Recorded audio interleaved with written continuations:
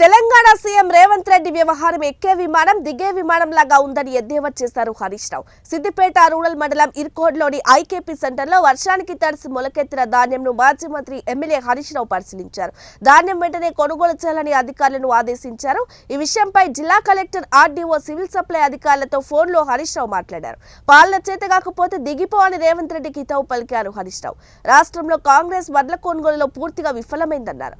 అకాల వర్షాలతో ములిగే నక్కపై తాటిపండు పడ్డట్టు రైతు పరిస్థితి ఉందని ఆవేదన వ్యక్తం చేశారు. ఆయన ఆరుగాలం కష్టపడి పండించిన పంట కొనే దిక్కులేక రైతులు ఆవేదన చెందుతున్నారని, హైదరాబాద్ లో కూర్చొని రోజు అందాల పోటీలపై రేవంత్ రెడ్డి రివ్యూలు చేస్తున్నారని విమర్శించారు హరీష్ రావు.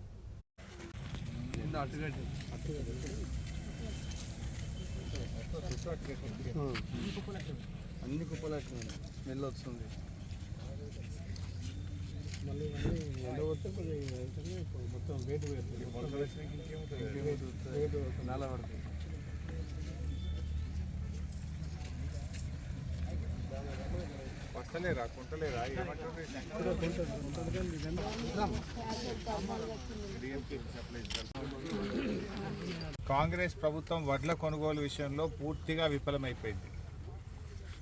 రేవంత్ రెడ్డి మాటలు కోటలు దాటుతున్నాయి కానీ చేతలు గడప దాటని పరిస్థితి ఉంది. హైదరాబాద్లో కూర్చొని అందాల పోటీల మీద రోజు రివ్యూ చేస్తూ ఉన్నాడు రేవంత్ రెడ్డి. కానీ అకాల వర్షాల వల్ల కళ్ళాల్లో వడ్లు మొలకలెత్తుతూ ఉన్నాయి. కొనే దిక్కు లేదు. అధికారులు ఎవరు కూడా కళ్ళాలకు తిరగడం లేదు. రైతులు బోరున విలపిస్తూ ఉన్నారు. మూలిగే నక్క మీద తాటిపండు పడ్డట్టు అయిపోయింది రైతుల పరిస్థితి. నీ పుణ్యమాని రుణమాఫీ కాకపాయే, రైతు బంధు వడకపాయే, ఏదో కష్టపడి ఆరుగాలం కష్టం చేసి అప్పులు తెచ్చి పంట పండిస్తే ఈ వడగళ్ల వానతో, అకాల వర్షాలతో పండిన పంట కొనే దిక్కులేక ఇలా రైతులు తీవ్రమైనటువంటి ఆవేదనలో ఉన్నారు.